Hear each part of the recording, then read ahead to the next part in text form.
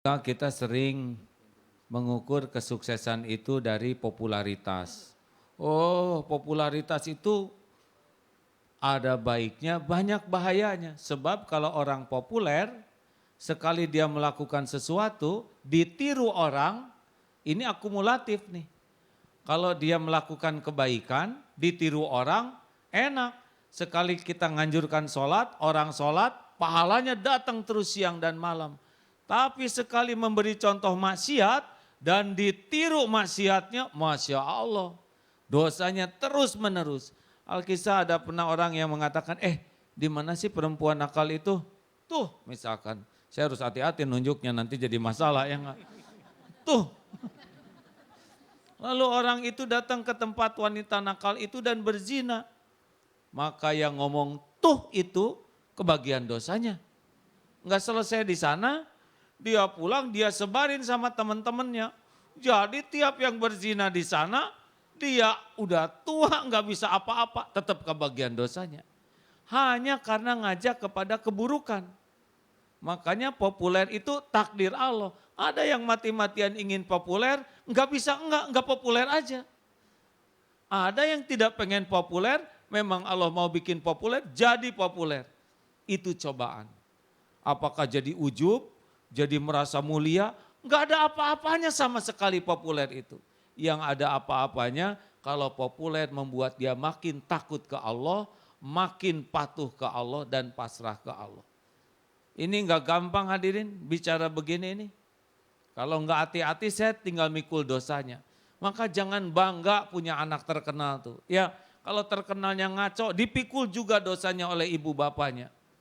Hati-hati, hati-hati. Tidak mudah untuk bisa siap menghadapi pujian orang, kekaguman orang. Orang yang senang dipuji itu cenderung yang dibangun topeng. Maaf, kalau orang sudah suka sekali kepada pujian, udah edik, udah mabok oleh penilaian orang, enggak normal. Seperti orang mabok saja, hidupnya tidak normal. Nagih terus, dia akan akalin supaya orang tetap kagum, supaya orang tetap muji, apa aja. Kalau lagi sedih, dia sedihnya. Kalau ada musibah, dia acting sabarnya. Kalau lagi dipuji, itu bagus ya, Alhamdulillah. Nama Allah disebut-sebut demi acting juga. Kalau dia punya sederhana, acting juga sederhana. Rumah saya sih sederhana, tapi dia sendiri enak dengan rumahnya. Cuma karena bekal dipuji orang sederhananya, begitulah orang yang hidupnya acting karena terkenal.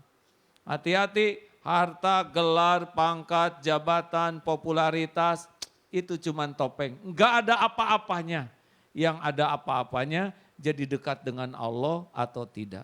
Ada yang bisnis, wah bisnisnya menggurita besar. Itu juga enggak ada apa-apanya. Saya pernah tanya ke teman saya yang banyak uang, itu uang segitu ratusan miliar diapain, di mana? Ya disimpan dong. Enggak pernah lihat? Ya enggak dong. Megang? Ya enggak juga. Terus gimana? Ya kan ada catatan. Loh, catatan kita bisa bikin sendiri. Ya, mau dibikinin catatannya Bu? Ternyata makannya dikit karena penyakit gula. Nasi juga colek begitu. Pembantunya yang gembul. Ternyata maaf, dia juga enggak pernah bisa makan kambing guling, kolesterol. Dikasih duren, asam urat. Jadi makin dikit rezekinya. Tapi senang dengan ngaku-ngaku. Ini kan maaf ya, apalagi ini kita-kita aja. Saya dengar pernah ada orang yang korupsi, semoga bisa tobat. Tetap ya kalau dengar orang korupsi, kita tetap berharap bisa tobat dan akhirnya jadi baik. Jangan penuh kebencian ke orangnya, tapi benci itu kepada kelakuannya. Ke orangnya mah tetap kita ngarep-ngarep jadi baik ujungnya. Tapi saya sebel, ya udahlah saudara aja yang sebel. Masa hasil korupsinya disimpan di tembok. Lihat enggak, megang enggak, make enggak. Hanya ngusap tembok. Itu kan sakit jiwa hadirin. Udah dosa enggak bisa dipakai. Ini karena menuhankan duniawi. Makanya hati-hati, hati-hati. Ya, Ibu, Bapak, jangan merasa bangga punya anak terkenal, punya anak gelarnya panjang, tapi ke ibu enggak sopan, enggak bisa sholat, enggak mau taat, terus di mana suksesnya? Ingat baik-baik, sukses adalah inna akramakum indallahi atqakum. Nah sekarang gimana itu orang itu kelihatannya enggak banyak hartanya, tapi dia yakin ke Allah. Apa bedanya? Orang yang makin yakin ke Allah, dia pasti takut berbuat maksiat. Karena dia tahu Allah Maha melihat.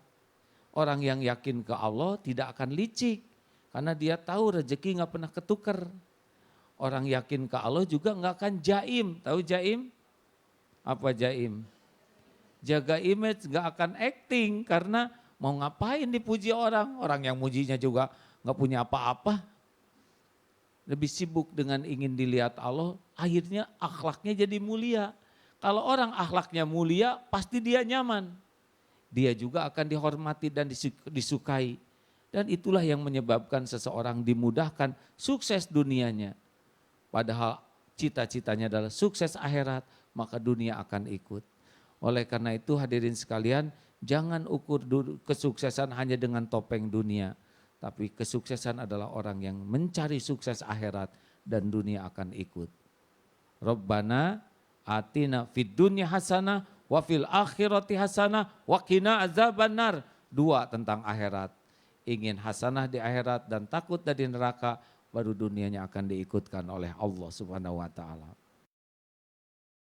Pada saat kita berhasil mendapatkan yang kita miliki, baik itu harta, tahta, jabatan dan lain sebagainya macam, seringkali kita tidak menjadi tenang. Kenapa? Karena yang kita kejar adalah dunia dan akhirat tidak mengikuti. Tapi jika kita mengikuti akhirat, insya Allah kesuksesan dunia pasti akan mengikuti kita. Masih akan lebih dalam lagi digali tentang arti kesuksesan, tetaplah di sini di Demi Masa.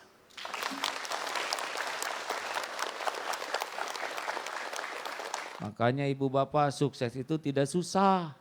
Yang susah itu cari sukses dalam pandangan manusia.